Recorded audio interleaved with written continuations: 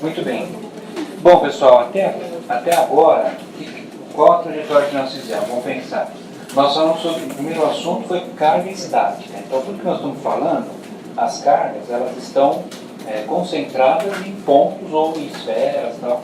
Então, a gente nunca fala de um condutor, com corrente elétrica, né? Então, as cargas, elas estão estáticas, elas não estão fluindo.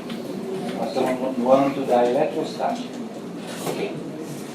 Então, nós discutimos isso, discutimos que duas cargas carregadas eletrostaticamente, segundo o Coulomb quantificou, né?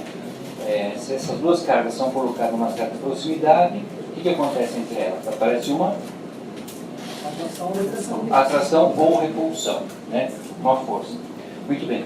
E aí a gente evoluiu um pouquinho e disse que isso ocorre, a gente pode conceituar assim, né? Que isso ocorre porque em volta de uma carga existe um negócio chamado campo elétrico, né? Ou campo eletrostático. No nosso caso é um campo eletrostático porque essa carga está parada, ela não se mexe. Então uma carga parada, ela gera em torno dela uma região de influência que a gente chama de campo. E para a gente materializar esse campo, para poder calcular, vocês lembram que a gente fez uma analogia mais ou menos assim, lembra disso? Então eu vou associar o campo como que a linhas do campo magnético, que se for uma carga negativa, essa carga ela age como uma fonte, né? O campo magnético sai. Então o campo magnético é eletrostático, não magnético, desculpa. O campo eletrostático, ele sempre sai da carga positiva, ele começa na carga positiva e ele termina na carga negativa, sempre. Né? Então, aqui é uma carga positiva, nós temos o campo elétrico saindo da carga. Aqui tem uma carga negativa e o campo elétrico está se aproximando da carga. São dois desenhos independentes, mas se fosse isso aqui um dipolo, né, quer dizer, um par de cargas opostas numa certa proximidade, a gente teria um negócio mais ou menos assim, lembra disso? Ele forma E a gente viu também, então, esse é uma representação, né, matemática do campo. Vocês não devem imaginar, pessoal, que o campo ele se concentra em algumas regiões do espaço, formando uma linhazinha, lembra? Não existe isso daí. O campo ele pega tudo. Então, quer dizer, não quer dizer que aqui não tem nada. Tem sim, tem um monte de alguma coisa que eu falei para vocês. Ninguém sabe o que é. A gente conceitua, né, trata a coisa assim, matematicamente, mas é uma coisa em volta, como se fosse uma nuvem, e a gente pode associar essa nuvem, esse tipo de comportamento. Lá, essas linhas, então, saem da carga positiva e indo para a carga negativa. E um princípio importante que nós vimos é que essa grandeza ela é vetorial. O campo elétrico é vetorial, significa que tem módulo, direção e sentido, né? Então, se eu tenho uma partícula de teste, se eu tenho uma região, um ponto de teste, em algum lugar, o campo elétrico nesse ponto vai ser a resultante dos campos individuais sobre aquele ponto. Então, se nós temos uma carga aqui, eu vou ter, nesse alinhamento aqui, né, um vetor para cá, que é, digamos, essa é a carga 1, então aqui é o vetor E1, nós vamos ter nesse alinhamento aqui um vetor E2, se a gente associar aqui a número 2, e vai acontecer uma coisa sempre que é importante, pessoal. O vetor resultante, que seria esse vetor E, que é E1 mais E2, é uma soma vetorial, ele é tangente ali do campo magnético. Ele é tangente, quer dizer que ele sai sempre tangenciando. Então, aqui ele ficaria assim, ele é tangente. Tudo bem? Então, isso é o que nós vimos até aqui, né? A força, depois o campo elétrico que existe aí. O que nós vamos ver agora, pessoal, como tema da aula diz, né, é um estudo, uma compreensão, né, do fluxo do campo. Uma coisa é o campo, outra coisa é o fluxo do campo. Como assim, pessoal? Eu faço a ideia, ó. Vamos supor que tem uma fonte, uma plana, né? Plana assim. Então, essa carga, que não é uma esfera, é uma placa, né? Ela gera um campo. Esse campo é E. Né? Agora, esse campo, pessoal, eu posso quantificar. Se eu imaginar aqui uma área e tal, eu vou associar uma grandeza chamada fluxo. Deixa eu fazer um contraste, fica mais fácil de entender. Ó, vamos por uma outra placa agora. Essa aqui tem um campo E. Essa também tem o campo E. Porém, olha como esse campo E. Então, assumindo que essa representação signifique alguma coisa, né, no mundo real, não significa, né, como eu falei para vocês. Mas, eu perguntaria, qual fluxo é maior, aqui ou aqui? Primeiro, né? Então, eu posso relacionar o fluxo ao número de linhas por unidade de área.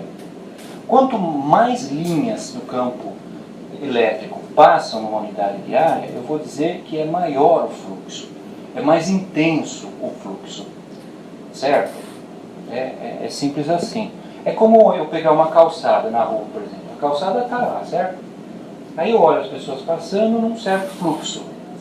Agora, quando é a hora do almoço, por exemplo, pelo menos em São Paulo, o que acontece com o fluxo na calçada? Aumenta. Eu tenho mais linhas de gente passando ali, né? Então, a ideia é bem simples, né? O fluxo, o campo magnético existe, ele pode ter um fluxo maior, um fluxo menor, dependendo da quantidade de linhas que a gente tem na área, por unidade de área. Vamos evoluir esse conceito aí. Muito bem. Esse campo, pessoal, ele pode ser uniforme ou pode ser variável. Como assim, né? Olha, essas duas cargas, elas formam um campo variável. Se vocês pegarem uma região qualquer, assim, ó, é fácil perceber que a intensidade aqui é uma, não é? A intensidade aqui é outra. Então, esse campo não é uniforme. É um campo variável. Eu consigo descrever ele matematicamente, mas ele varia. Diferente dessa situação aqui. Se eu tiver uma carga plana, né, as linhas vão sair do polo positivo e vão para o polo negativo, desse campo eletrostático, e aqui sim o campo é uniforme. Aqui o campo é uniforme. Né? Quer dizer que a quantidade de linhas aqui é a mesma, sempre a mesma. Né? Então o fluxo aqui é constante, o fluxo aqui, dependendo da área, ele é variável, aqui é outro. Então o que nós vamos estudar, pessoal, são regiões assim, ó, um campo uniforme. Eu vou esbarrar no cálculo de campo variável, mas só para falar o nome, porque a gente não vai ver. Vou explicar por quê. Muito bem.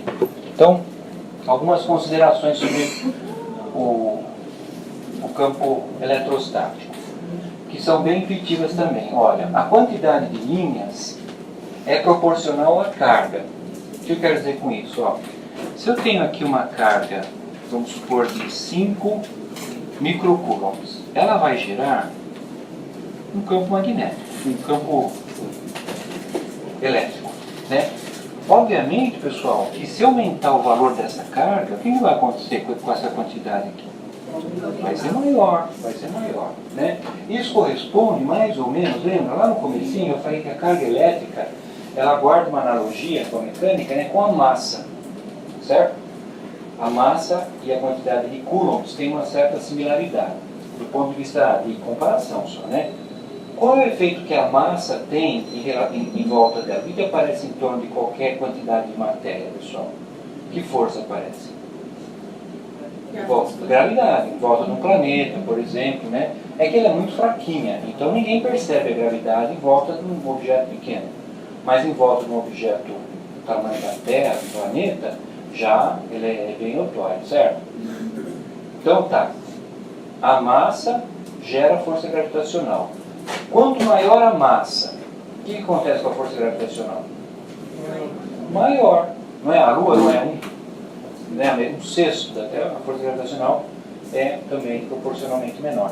Aqui é a mesma coisa, olha, quanto maior a carga, maior o campo eletrostático que aparece aqui. Então, essa é a razão dessa afirmação. A quantidade de linhas é proporcional à carga. Outra coisa importante, as linhas de campo, elas não se cruzam. Eu mostrei um simulador para vocês na aula passada. Está vendo? mesmo quando a gente coloca duas cargas que são opostas, uma não corta a outra. Elas se repelem, elas se aproximam, mas uma não corta a outra. Isso nunca acontece. Esse é um fato também. Divergem das cargas positivas e convergem para as cargas negativas, né? E as linhas são abertas. O que quer dizer isso aqui, pessoal? Uma carga sozinha nunca vai acontecer um negócio assim, ó. Ela não volta para ela mesma, certo? Todas as linhas, elas não formam nunca um elo, assim. Elas vão pular infinitamente, vão andando, né? Então, isso seria uma abordagem assim, sem matemática, né? Conceitual de qual é o comportamento das linhas do campo elétrico. O campo gerado em volta de uma carga elétrica. Tá bom. Agora, como é que a gente transforma isso em número, né? Como é que a gente calcula essas coisas? Então, vamos ver alguns conceitos aqui. O que nós falamos? Que o conceito de fluxo, o fluxo elétrico, ele é uma expressão de quanto campo elétrico passa numa determinada área. Então, o que eu vou fazer? Para eu saber o valor do campo elétrico, eu vou fazer esse produto aqui, ó. Eu vou pegar o valor do E. Se vocês lembram, o E é aquele lá.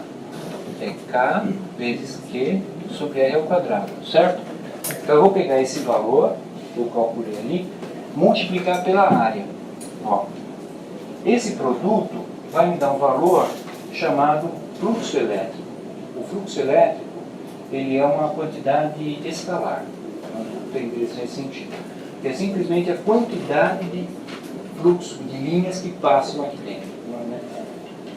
E o símbolo dele é essa letra φ. Então, o fluxo elétrico, né? Está escrito lá. A definição é o campo elétrico vezes a área. Né, pessoal? E a unidade dele vem da própria definição.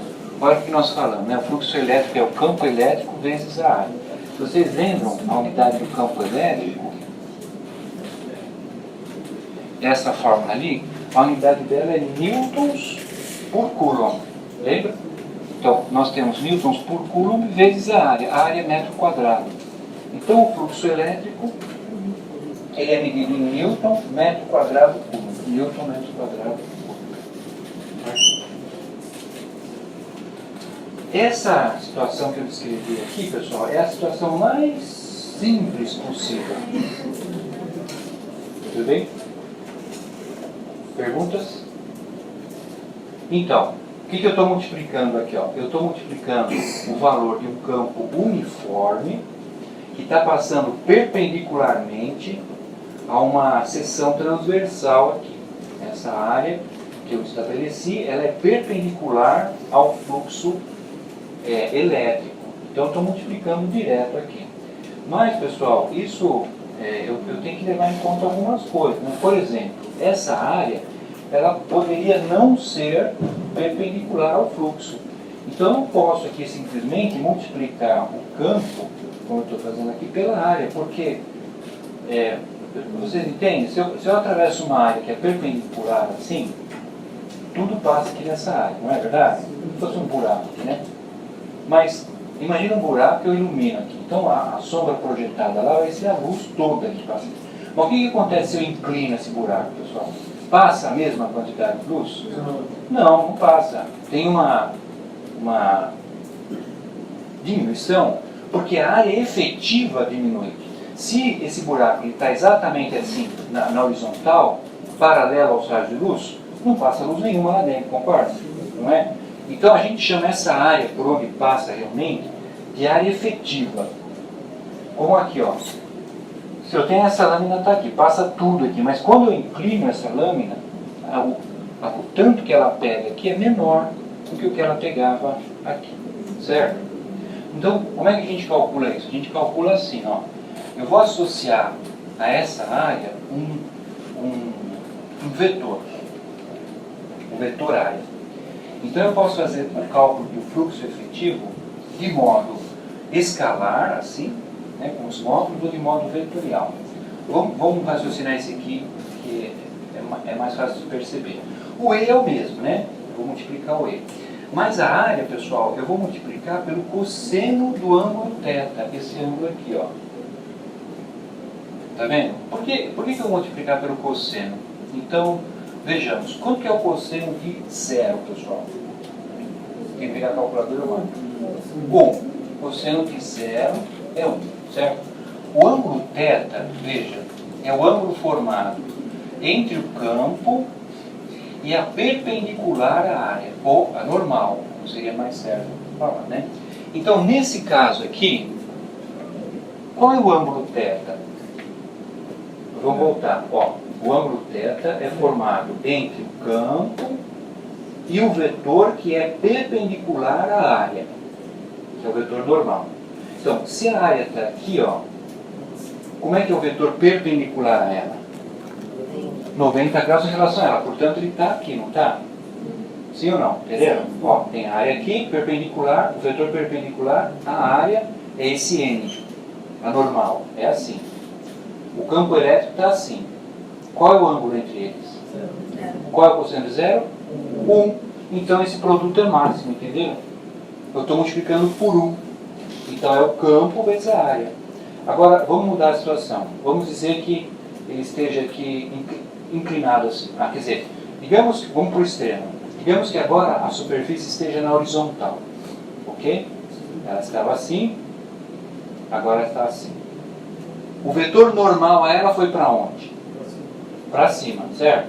Então a área está deitada aqui, o vetor normal está para cá e o campo está para cá. Qual é o ângulo formado entre o campo e a normal? Qual é o cosseno de 90? Portanto, o produto vai dar? Quer dizer que o fluxo é 0, não tem. Se a superfície está assim, deitada, o seu vetor está assim, a superfície está deitada, e o campo passa aqui, não passa nada pela área, ela está paralela ao fluxo. Entenderam como é que o cosseno regula a área efetiva? Então, isso daqui, ó, a gente pode chamar de área efetiva. Área efetiva. Quando ele está na perpendicular, o ângulo vai ser 0, o cosseno vai ser 1, a área efetiva é igual à área real da placa. Quando está na perpendicular. Quando está no 0, quando ela está deitada na horizontal, a normal vai ser 90, o cosseno de 90 é 0, a área efetiva vai ser 0. O produto vai dar 0 no tempo. Professor, Pergunta. mas pode ser que na prova, em vez de estar o ângulo ali, ele possa estar embaixo e aí descendo? Não. Essa definição nós vamos ficar sempre assim. O ângulo que a gente vai considerar é o ângulo entre o campo, aqui, e a normal à superfície, aqui. Mas se considerar aquele ali também, né? Mas para usar na fórmula você tem que usar esse. Eu poderia dar... Porque aí está assim, ó. adjacente e sobre o conteúdo. Tá? Veja, veja se eu entendi a pergunta. Esse ângulo θ aqui, pessoal, é esse aqui, tá vendo?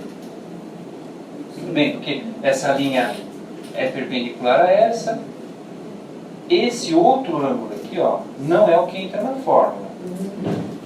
Não é o que entra na fórmula. Vamos pôr número aí, só para ficar claro. Digamos que aqui seja 30 graus e aqui seja 60 graus. Então aqui o θ é 60 graus, certo?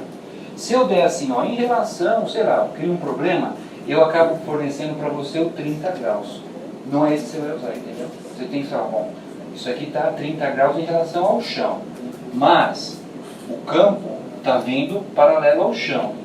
Perpendicular aos 30 graus é essa daqui. Então o ângulo formado entre a superfície, a normal à superfície, e o campo elétrico não é 30, é 60 graus. É isso que tem que entrar na fórmula. Né?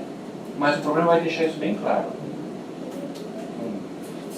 Não vou pôr pegadinhas. Aliás, que eu não sou de pôr pegadinha.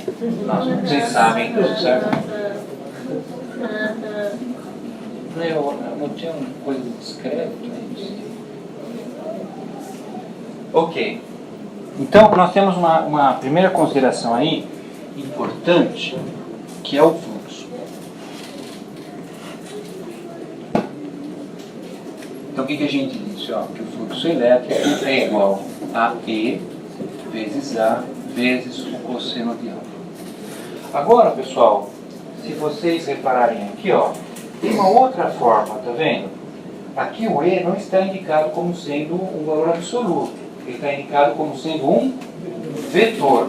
E o A também como sendo um vetor. Então, um vetor ele tem módulo, direção e sentido. Eu posso realizar também, entre os dois, uma operação chamada produto escalar. Posso multiplicar dois vetores fazendo produto escalar. Vocês lembram disso? Eu posso multiplicar dois vetores de duas formas. O produto escalar e o produto vetorial. Né? No caso aqui, interessa para nós o produto escalar.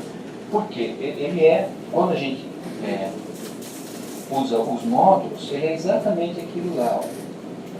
Ele é um vezes o outro vezes o cosseno do alvo. O que eu quero dizer, pessoal? Assim, ó, o que significa multiplicar dois vetores? Significa assim. Vamos supor que eu tenho um vetor aqui. Vetor U, vetor V. Aí eu vou fazer essa operação aqui, ó. U, escalar, V. Produto escalar. Não pode pôr X aqui. É ponto mesmo. U, escalar, V. Aquela fórmula está dizendo que eu estou fazendo a seguinte conta. Módulo de U vezes módulo de V vezes o cosseno de θ. O θ é esse ângulo aqui, não é? O que eu tenho quando eu multiplico? Vou pegar aqui que fica mais fácil para desenhar. U com o cosseno. Eu não tenho esse valor aqui, pessoal. Ó. U vezes o cosseno não é a projeção do U em cima do vetor V? Estão me entendendo? Sim. Então, esse daqui é a projeção de U. Vamos chamar de U'. Então, aqui eu tenho o módulo de U', o módulo U', e eu estou multiplicando pelo módulo de V. Tá certo? Agora vamos pensar. Veja bem. Se eu imagino que esse vetor U está aqui em cima, então uma situação extrema seria assim. Eu tenho o V e eu tenho o U em cima. Um em cima do outro. Qual é o ângulo entre eles? Zero.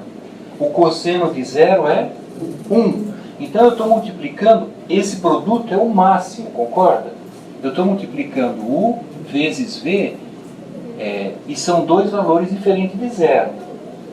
Se eu aumentar o ângulo θ, o que acontece com o U' agora? Ele não é menor?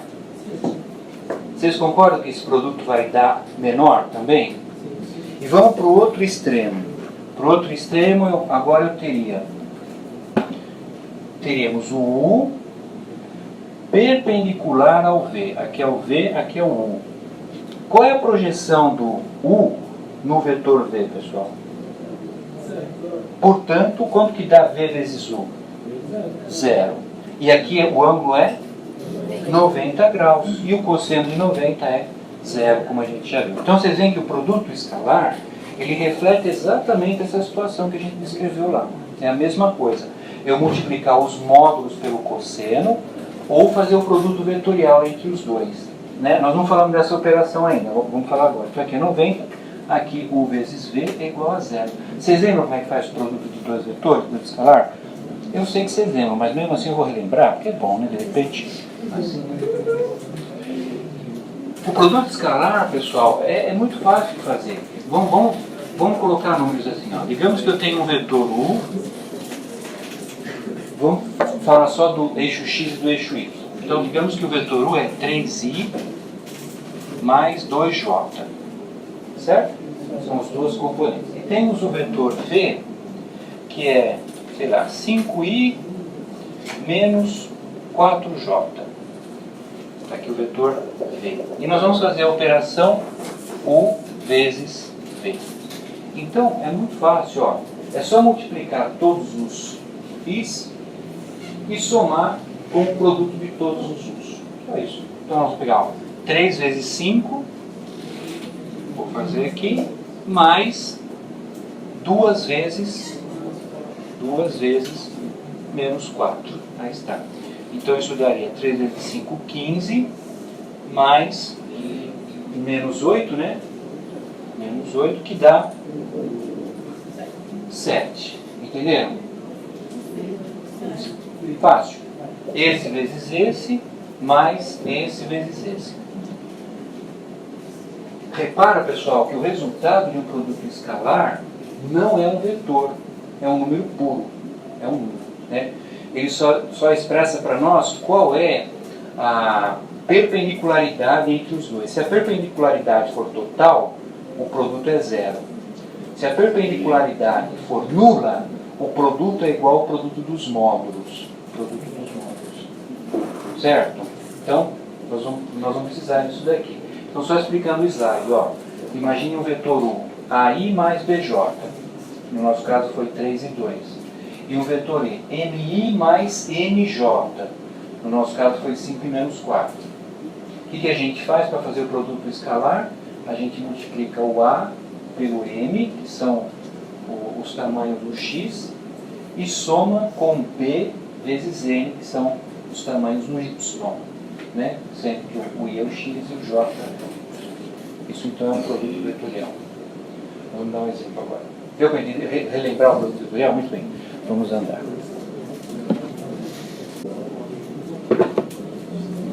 Então aqui dá para fazer o cálculo tanto usando a fórmula dos módulos, né, como usando a fórmula dos vetores.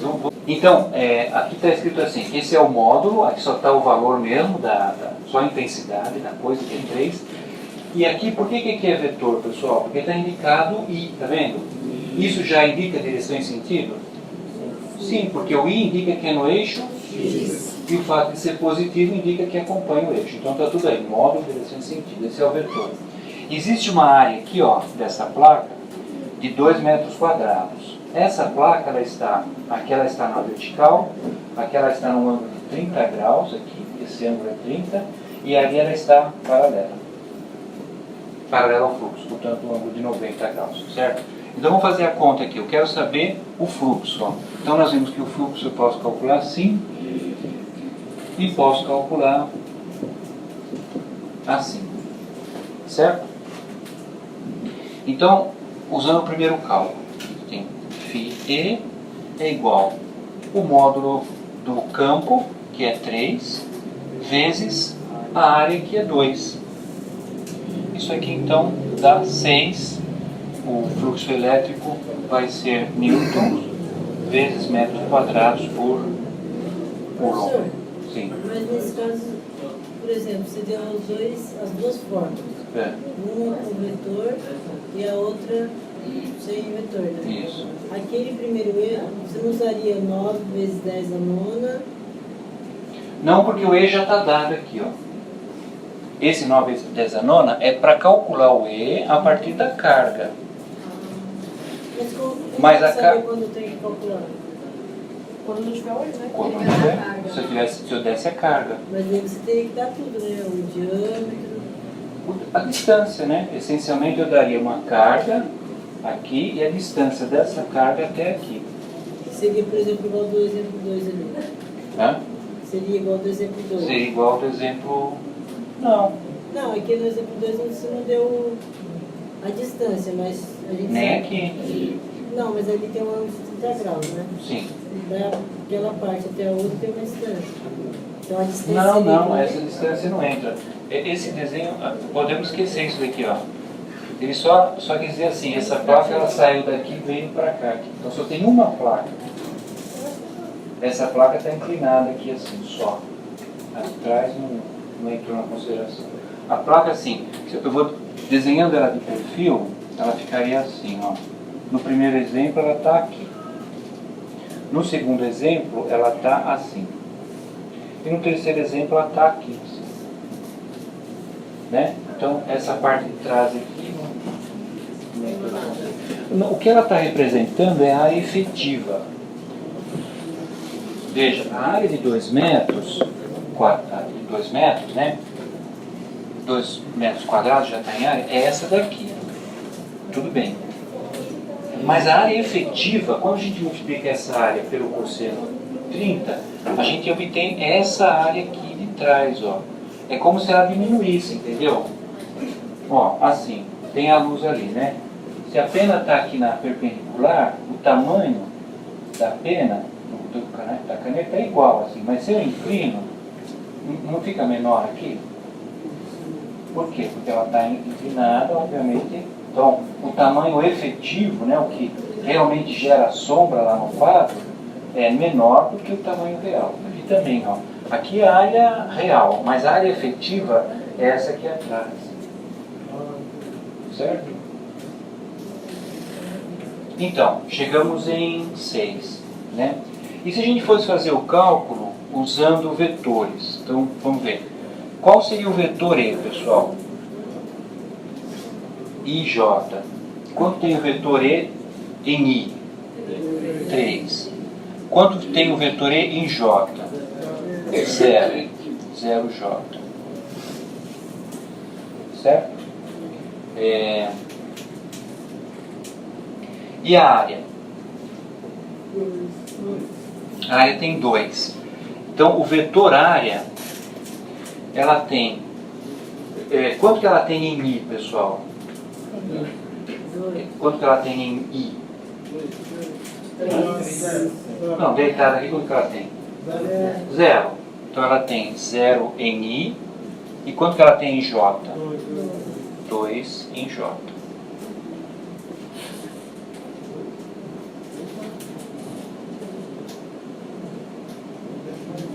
Não, mas desculpa, mas o que conta é o vetor normal.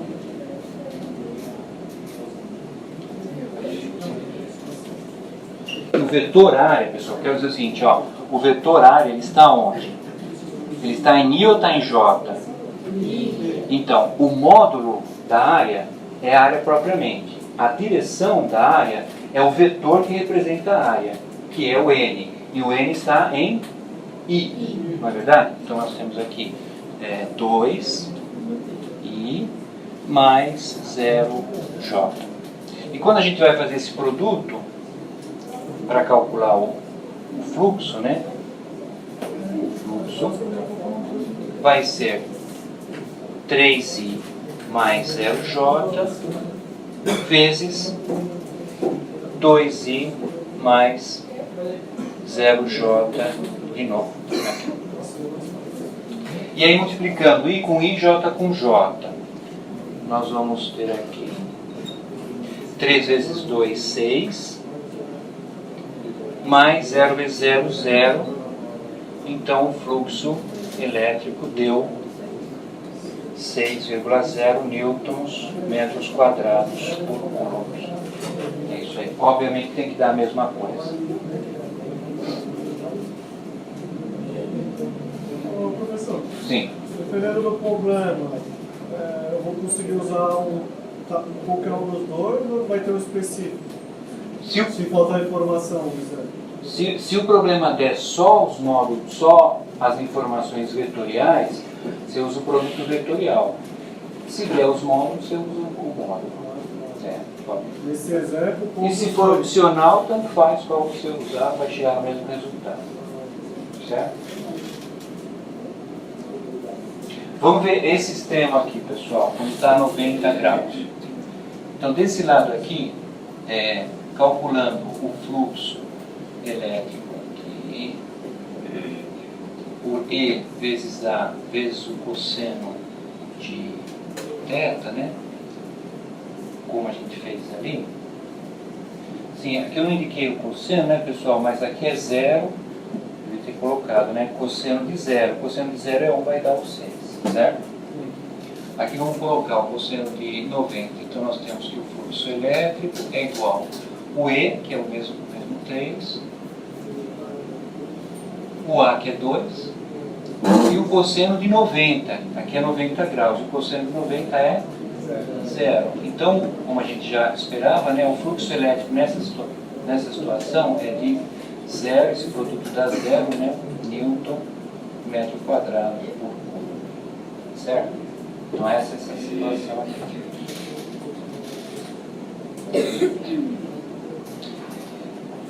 Ok. E aquela situação do meio? Então, vamos ver. A situação central aqui, ó. Usando esse mesmo raciocínio, nós vamos ter o fluxo é 3, a área é 2, vezes o cosseno de 30, que é esse ângulo aqui, ó.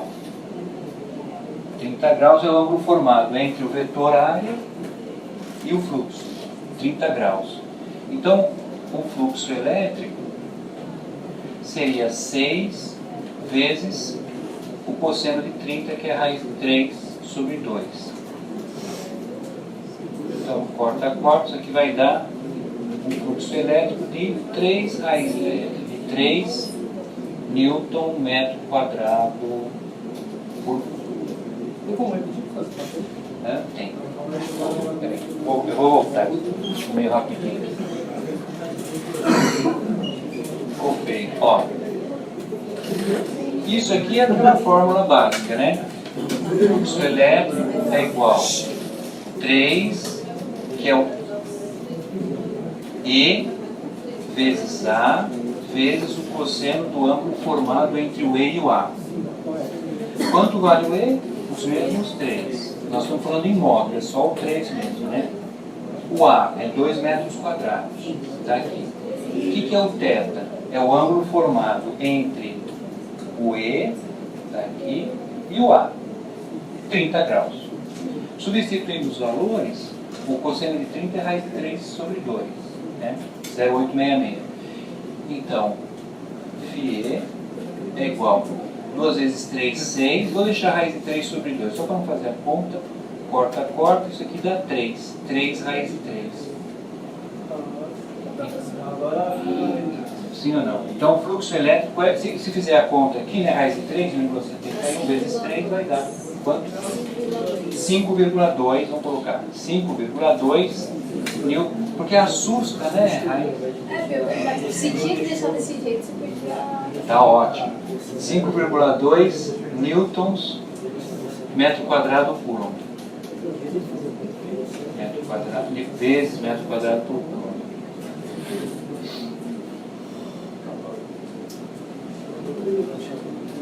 Professor, esses ângulos sempre vão ser padrão, esses três? Ou esse de 30 pode... Não, é só um exemplo. É só um exemplo. Um ângulo perpendicular e o outro zero. E um no meio qualquer. Aí eu coloquei 30. Vai dar o ângulo ou a gente vai achar o ângulo? Sempre é forte, né? A palavra é forte. Porque, olha, mas veja bem, a fórmula, ela tem 1, 2, 3, tem 4 elementos, certo? Se eu pedir o fluxo, obviamente que eu tenho que dar o E, o A e o ângulo. Mas imagina, eu poderia dar, o fluxo elétrico num lugar é tanto, o campo é tanto e a área é tanto. Qual é o ângulo que eles estão formando? Você substituiria, isola o cosseno e calcula. Então, de qualquer maneira, são 4 elementos na fórmula. Dando 3, o quarto é só trabalho algébrico, você isola e calcula. Certo? Tudo bem até aqui? Beleza. Agora, pessoal, como seria o cálculo vetorial? Vamos ver. O que é o E?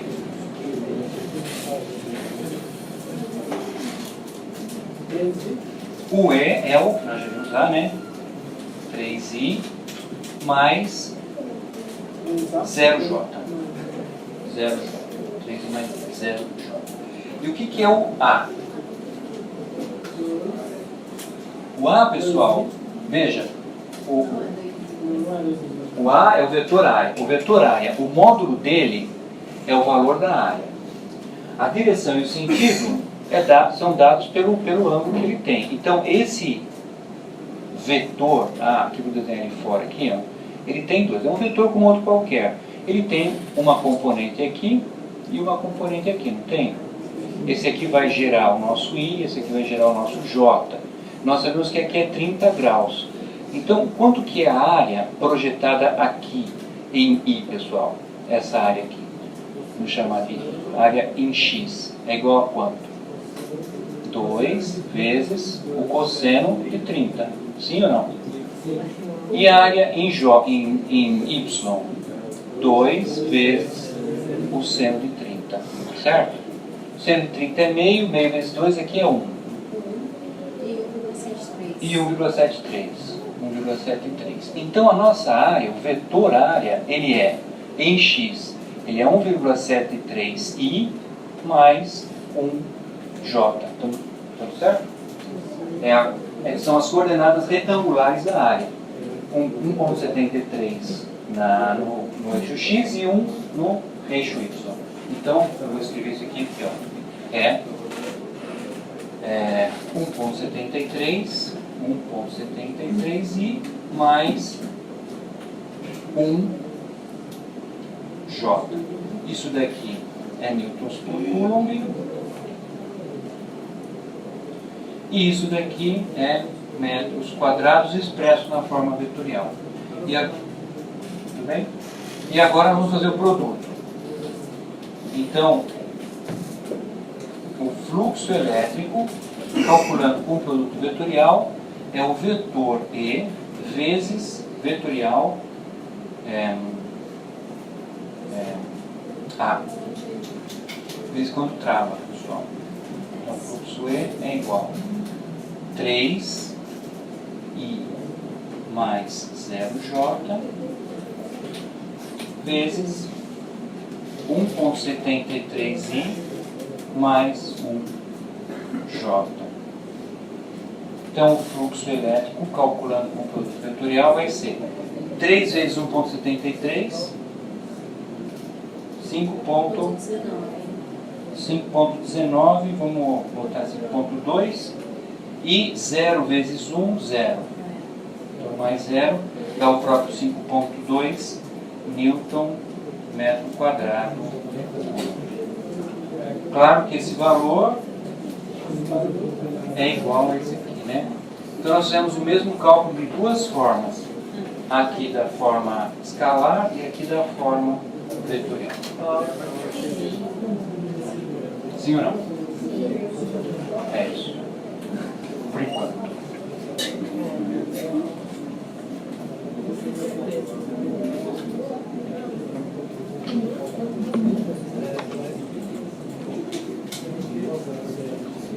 Me avisem quando eu puder apagar.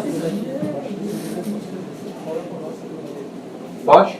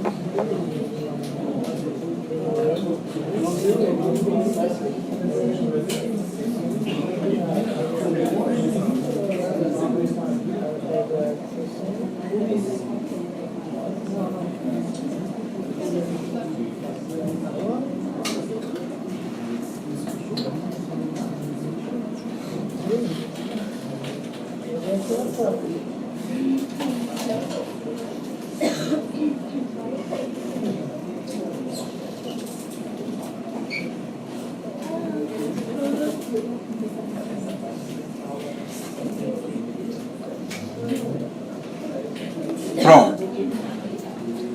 E aí? Posso? Agora está certo.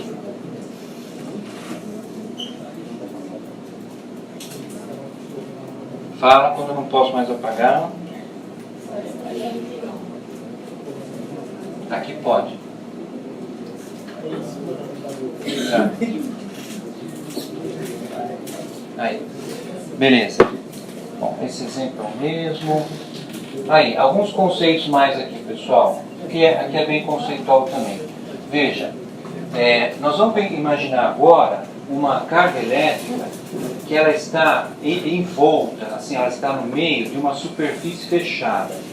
Então essa carga, digamos que ela seja positiva, ela está, o campo elétrico está se afastando. E nós temos em volta dela um invólucro. Pode ser um cubo, pode ser qualquer coisa. Então a carga está aqui e tem uma superfície fechada em volta dela. Nessa superfície chamada superfície gaussiana. Mas o importante é, primeira coisa, quando a carga é positiva, o fluxo é para fora da caixa. Não podia ser diferente. Quanto maior a carga aqui dentro, maior o fluxo está atravessando a caixa. É uma coisa bem óbvia. Quando a carga é negativa, o fluxo é para dentro da caixa. E quando a carga é maior negativamente, aumenta o fluxo para dentro da caixa. Tudo bem, tudo está tranquilo. Então o fluxo saindo, o fluxo é positivo, o fluxo entrando ele é negativo. Aqui já vemos, o fluxo aumenta, o fluxo diminui. Aí, pessoal, como a gente tem uma área em volta, fechando a carga, essa área, ela é mensurável nos metros quadrados. Então, se eu tenho uma carga aqui, uma área pequenininha, eu tenho uma área pequena em volta. Mas se essa área é maior, o tanto de carga que passa é o mesmo. Porque, veja, se uma fonte, ela originou um campo elétrico, tanto faz, pessoal, se eu pegar esse campo elétrico pertinho da carga, ou se eu pegar ele longe, concorda? Eu vou pegar todo o campo elétrico. Então, a soma de tudo sempre vai dar o campo que saiu da carga, não é? Deixa eu fazer uma comparação. Olha só, você tem a mangueira. Imagine uma mangueira que quando ela sai, aquele bico faz um borrifa assim. Tudo bem? Ok. Se eu coloco um anel próximo do bico, toda a água passa ali. Então, o número de litros por hora é o mesmo da mangueira, não é? Se eu vou lá para frente com ar maior, quantos litros vai passar? Vai passar menos litros? Não. Desde que eu pegue todo o fluxo de água, a quantidade de litros será o mesmo. Lógico. Para a carga é a mesma coisa. Eu tenho uma carga aqui no meio. Aí eu cerco ela com uma linha pequena. Bom, por aqui vai passar toda a carga que saiu. Se essa área for grandona, vai passar toda a carga que saiu, concorda? Sempre vai passar. Agora, o que vai mudar de um caso para o outro? Vai mudar a quantidade de linhas por área desse invólucro. Ou seja, assim, vou explicar. Eu tenho uma carga aqui. Aí eu coloco uma área aqui em volta, né? Então, vai passar aqui uma certa quantidade de linhas de campo magnético. Então, se eu pegar aqui, por exemplo, esse tamanho, estão passando 4 linhas aqui, certo? Aí eu pego uma área maior. Assim. Essas linhas vão para lá, vão para lá, vão para lá, vão para cá.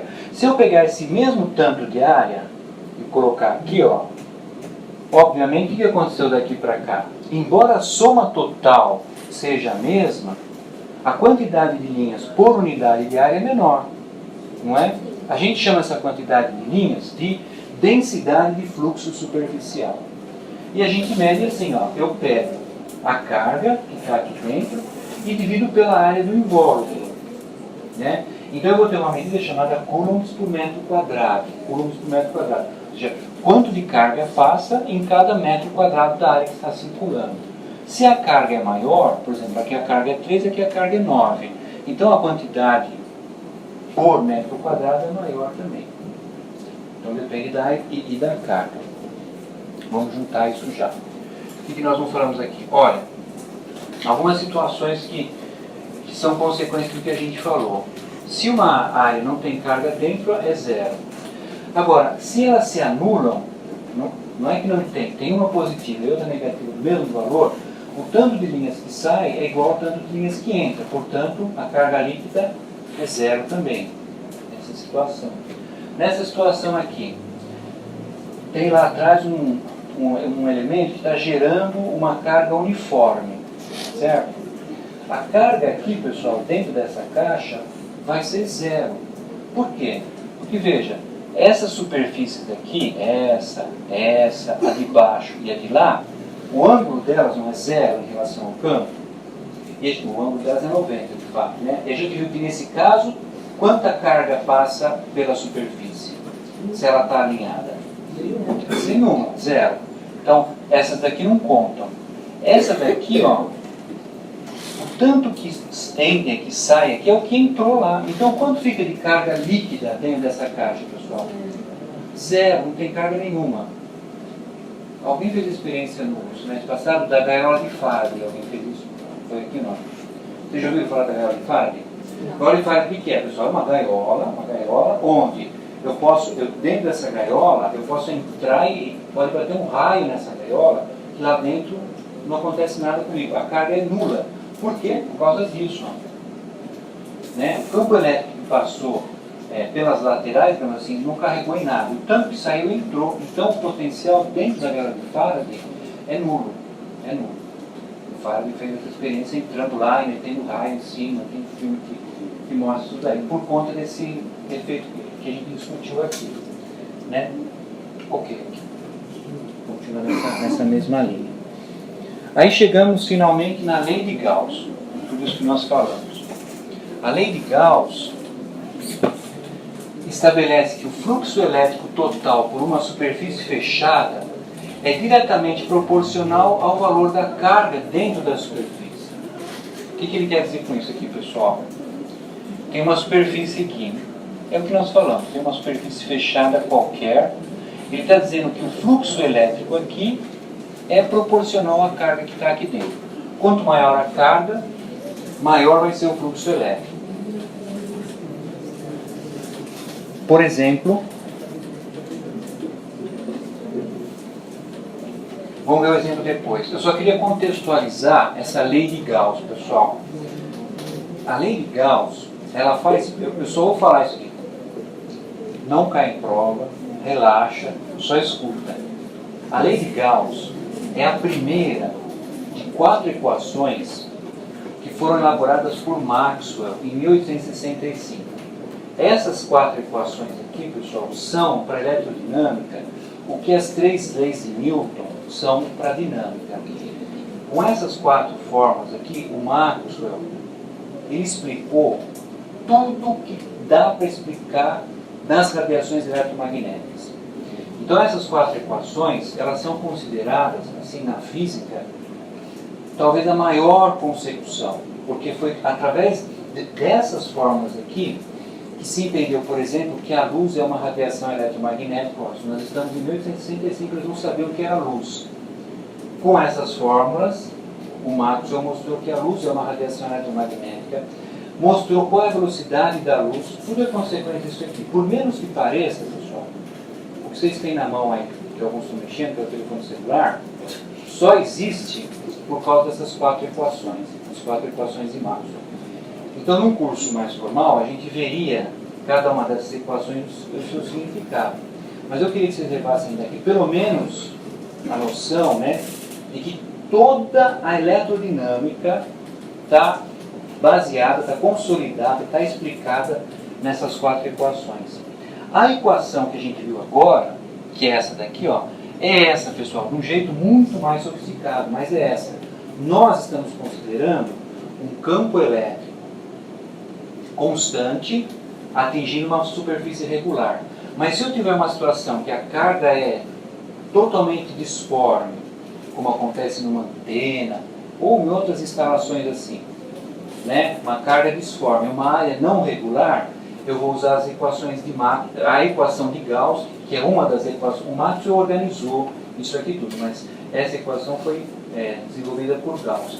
Então elas têm 2 formas de apresentação, a forma diferencial e a forma integral. Para entender isso aqui, pessoal, precisa saber gradiente, acho que vocês não viram ainda, né? Viram? Derivada direcional. É cálculo multivariado, vocês já tiveram? Não tiveram. Então nem é o caso a gente entrar nesse meandro aqui, né? Mas pelo menos ficar com a referência histórica das 4 equações. Nós estamos estudando um caso bem simplificado dessa daqui, ó. Ela vai ficar evidente no próximo slide, que é esse daqui. Olha aí. Então, se eu tiver essa situação aqui, vamos pegar a situação mais simples possível, né? Que seria uma carga pontiforme dentro de uma área que é uma esfera. E a carga está centralizada na esfera. Então está tudo fácil de calcular. Nós vamos usar a forma que a gente já viu aqui, que é essa daqui, ó. Certo? Derivada vezes cosseno de θ. O cosseno de θ, para nós, pessoal, vai ser 90 graus. Por quê? Porque cada areazinha dessa esfera, ela está perpendicular ao campo. Então, o vetor aqui está a 90 graus. Né? Está a 0 graus. Aqui a normal está aqui e o E também está aqui. Então, esse vezes o cosseno de alfa, isso aqui é igual a 1. Né? Por isso que nem precisa ser escrito ali. E nós vamos colocar aqui a fórmula do E que a gente já conhecia, que é K vezes Q sobre R ao quadrado. Esse E é essa fórmula aqui, ó, vocês já usaram. E a área é a área da esfera. 4π vezes r ao quadrado é a superfície de uma esfera. Está aqui. Muito bem. Veja como a gente vai evoluir. Esse K, pessoal, quanto que ele vale mesmo? 9 vezes 10 a 9. A gente usa ele já calculado. Ele é resultado de um cálculo. Que cálculo? Esse K, pessoal, ele é igual a 1 sobre 4π vezes o ε0. O ε0 é um valor chamado permissividade. É quanto o meio permite a passagem do fluxo elétrico. Ele apareceu na equação de Gauss. Vou voltar aqui rapidinho. Ó. Aqui, ó, tá vendo? Ele aqui, ele aqui. Nós vamos seguir o baile. Então, eu vou pegar o K e substituir pelo que ele realmente é, já antes de calcular. 1 sobre 4π ε0. Ora, pessoal, eu corto esse 4π com esse 4π, corto r ao quadrado, com r ao quadrado, olha que beleza. Eu chego à conclusão que o fluxo elétrico ao redor de qualquer superfície é igual a carga dividido por essa constante ε0, que vale 8,85 vezes 10 a menos 12. Então, essa fórmula aqui, ó, por menos que pareça, é essa daqui, ó. Deixa eu apagar.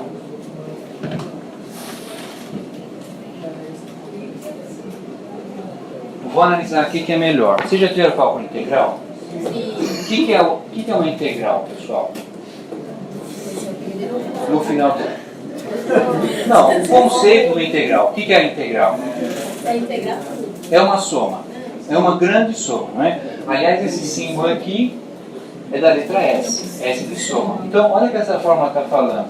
Ela está falando que se eu somar todas as cargas E, todo o campo E, que passa por uma área, se eu somar, se eu somar, daqui a soma, o campo por uma área, e essa área for fechada, essa é a bolinha, se essa área for fechada, eu tiver um campo, e se eu somar tudo isso que está saindo dessa carga, eu vou ter a carga que está dentro dessa área fechada.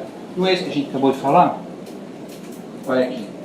O fluxo elétrico é a carga dividido pelo ε0. É igual, pessoal. Vou voltar lá mais uma vez só, depois eu vou para frente. Ó. Tá vendo? O campo elétrico lá de dentro, todo somado, é igual a carga lá de dentro dividido pelo E0. Na essência, a interpretação não é complicada. Então, nós vamos tirar disso essa formulinha aqui, ó. Φe é igual, eu já estou quase acabando, Q sobre E0. Nunca acredito quando a gente fala que está quase acabando. Vamos apagar isso aqui. Não, eu estou mesmo. Agora já é o exemplo. Vocês veem que o conceito é importante, mas as fórmulas são simples. Olha aí, pessoal.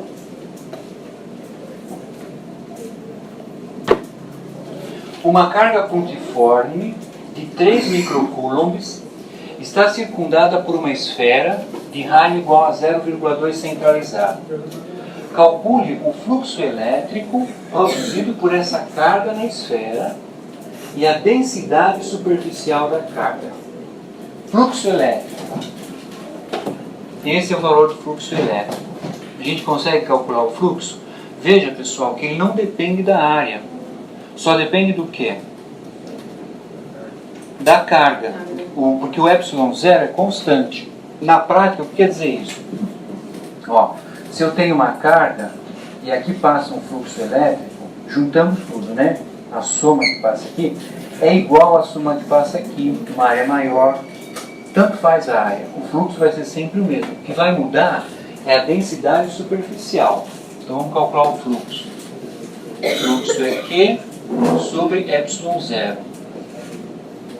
Fluxo elétrico. Qual o valor da carga? 3 microcoulombs. 3,0 vezes 10 a menos 6. O E0 é uma constante e vale sempre a mesma coisa. 8,85, 10 a menos 12. 8,85 vezes 10 a menos 12.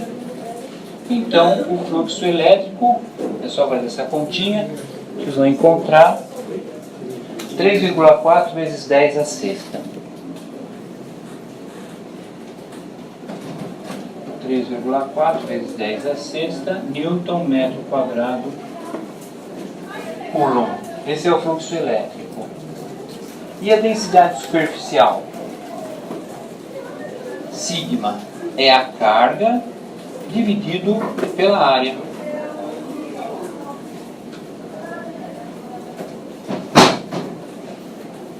Densidade superficial é a carga dividida pela área, né? A carga é 3, então 3,0 vezes 10 a menos 6. E a área, pessoal, é a área da esfera. Como que é a área da esfera mesmo?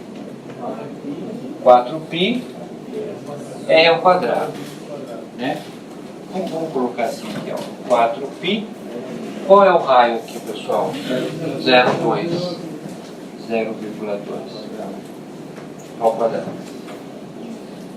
E aí nós vamos fazer essa continha. Quanto? 197? 5,97. Pronto. Então, o que é isso aqui? A densidade superficial é de 5,97 Coulomb, né? Porque nós passamos para Coulomb por metro quadrado.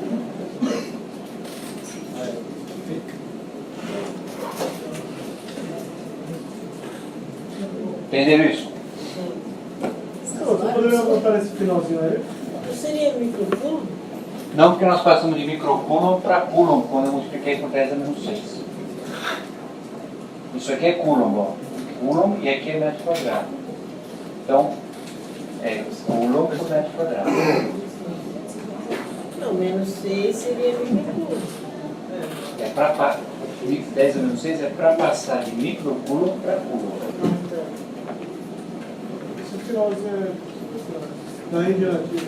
O Q é o valor da carga que está aqui dentro, em microcoulomb, em coulomb, né? Então eu estou pegando 3, estou multiplicando por 10 a menos 6, então eu passei para coulomb. E embaixo é a área dessa esfera aqui, ó, total, dessa casca. Isso é a fórmula da área da esfera, 4π vezes o raio ao quadrado. O raio é dado aqui como 0,2. Então 4π vezes 0,2 ao quadrado.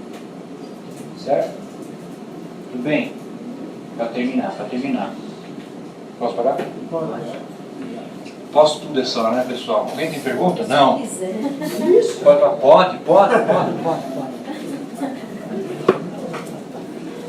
Ok. Esse tipo de problema, ó, é simples, mas eu queria só passar. 3 pequenas cargas são indicadas abaixo em microcoulomb. Determine o fluxo elétrico total nas superfícies S1, S2, S3, S4. Como é que faz isso daqui? Ele quer o fluxo, certo? Ó, o fluxo elétrico é a carga sobre E0. O E0 é constante. Então, vamos pensar. Qual é o fluxo elétrico total na superfície S1? S1. Então, vocês vão fazer assim, ó. A superfície S1 é essa daqui. Qual é a carga que está aqui dentro? 3. Então, em S1, né? Então, vamos chamar assim, ó. Fluxo elétrico em 1 é 3 vezes 10 a menos 6, né? Porque é em Coulomb. Dividido pelo E, que é 8,85 vezes 10 a menos 12. Faço a conta, calculei o fluxo em S1. Tudo bem? Só fazer a conta. Não tem. Vocês paguem. A mecânica que é o importante. Aí nós vamos determinar o fluxo total na superfície S2. Vamos ver quem é a superfície S2. Mesma coisa. Vai ser menos 4 vezes 10 a menos 6 dividido por 8,85, que não muda. E na superfície S3, pessoal, ó. A superfície S3, ela pega 2 cargas, uma de 3 e uma de menos 4. Então, aqui em cima, eu vou colocar a carga total que é circundada por essa área. Então o fluxo elétrico na superfície 3 será igual a 3 menos 4 sobre 8,85 vezes 10 a menos 12. Entenderam? É a carga líquida que está lá dentro. Eu somo. Se for positivo, vai somar. Mas quando é uma positiva e uma negativa, uma vai abater, né? Mas aí eu vou fazer a conversão lá de 10 elevado a menos 6. Sim, sim. Aqui. 10 a menos 6. Isso é. Certo? E não foi na 2? S2. Porque tem duas aqui dentro, ó. Tem a carga de 3, tá vendo? Ela está em S2, S3.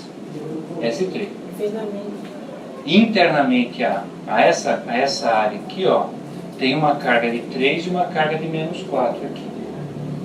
Certo? No caso, ali fosse a S4, faria a soma das duas. Vamos lá? S4, como seria então o fluxo elétrico 4? Eu tenho que colocar tudo que está dentro da área 4. O que está na área 4? 3 menos 4 mais 8, né? Dividido, a constante não muda, 8,85 vezes 10 a menos 12, eu vou fazer essa conta, eu vou ter o fluxo em dado, hein, meu? Joga outros papos. Faço a conta, tem o fluxo. Entenderam? Então, pessoal, nessa fórmula o que vale é a carga total. Não importa a distribuição, não importa nada. Tudo que sai de cada uma dessas cargas vai passar por essa superfície. Consequentemente, eu somo diretamente. É escalar, isso aí não é vetorial.